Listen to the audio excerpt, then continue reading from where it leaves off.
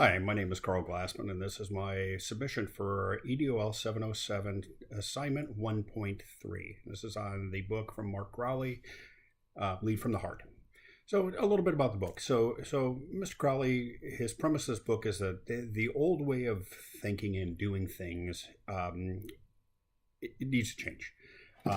People, there was this old premise and this old idea, and you still hear it today from some of the older generation that especially in the workforce, that people will do pretty much anything to get out of work or avoid doing work or any additional work.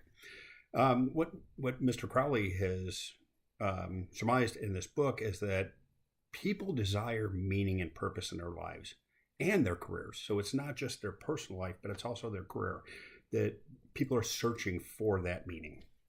And he brings up a couple of points here. There's a software company, the SAS, that has been voted the best company in the world by its employees. And they do so because, number one, there's a lot of perks with the company. There's a lot of things that the company does for them.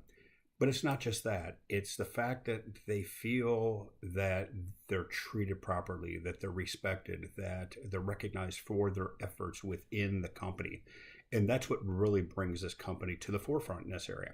He also talks about Four Seasons Hotels, that it is the best of the hotel chains out there rated by their employees because of the same thing, the way they treat their employees. They're not just employees, they're family. And that's huge. And that's what people want. They feel like they have a purpose, like they are part of something bigger than themselves, and they have a purpose for being there. And that's huge. Mr. Crowley also talks about, historically, how we have kind of moved, especially here in this country, how we've moved away from what history has showed us. There's plenty of proof of ancient societies that the heart was the center of everything. But over the past, couple hundred years, we've kind of moved away from that to the brain is the center of everything. And, he brings up some pretty good points in that, is that, there's some old sayings that have been around since forever. Heartfelt apology. It's not a brain felt apology. It's a heartfelt apology. I do something with all my heart. It's not I do something with all my brain power. It's with all my heart because it's passion. It's emotion.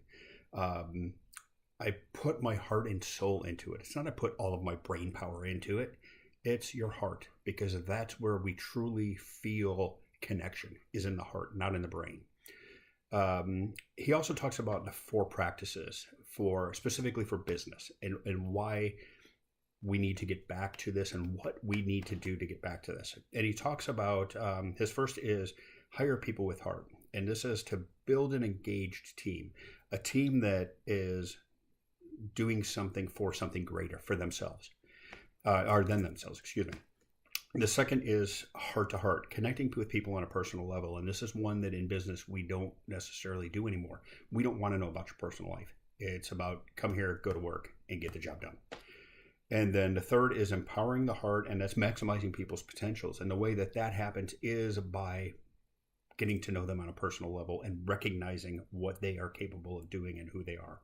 And then fourth is inspiring the heart, value and honor people. And that kind of ties in with all of them as well, that we need to value people for who they are and what they bring to the table. And not just work-wise, it's who they are personally. It's their character. It's everything about them. We need to recognize and we need to appreciate and honor people for what they do. So in my organization, I work at a charter school. I'm an administrator. So, and most of the people in my school, especially the leadership level, are my age or older.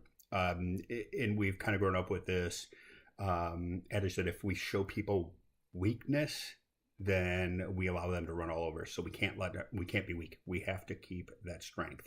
You need to set demands in order to get results.